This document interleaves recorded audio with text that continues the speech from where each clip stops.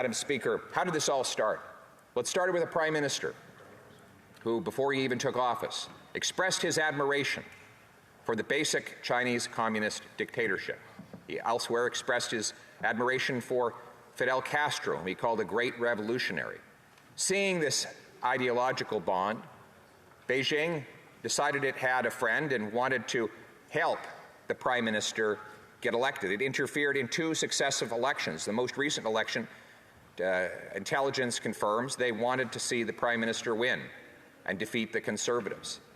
They did this by intimidating the Chinese diaspora. People who had otherwise been going out to vote patriotically were told and indicated that they had to stay home and avoid voting. And we saw ridings with large Chinese populations had massive reductions in voter turnout.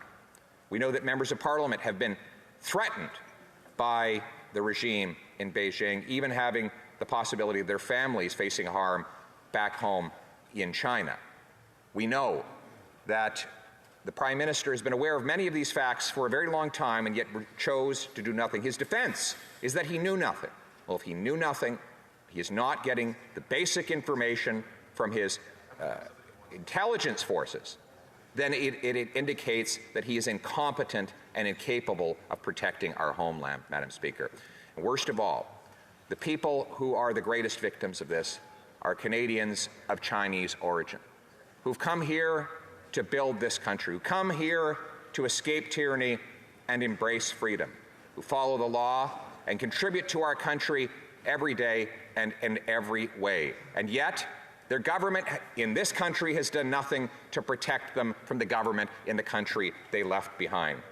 We have the stories told to members of Parliament in our caucus who went on doorsteps during campaigns to meet people who were in tears, people who told them that they had to leave the doorstep and go to a faraway field somewhere with their phones left behind because they were worried they were being tracked by a foreign government, worried that their families could be harmed, worried that acts of intimidation or even violence could happen to them here on Canadian soil. And still, the government has not set up a foreign influence registry that could help us identify the thugs that carry out this intimidation. Still, this government has refused to bring in tougher laws to shut down all foreign-controlled police stations. And still, this Prime Minister has failed to call the public inquiry that is required. We call on the NDP to set a condition that if there is no public inquiry, that the NDP will break the coalition and stand up for Canada and Canadians for once.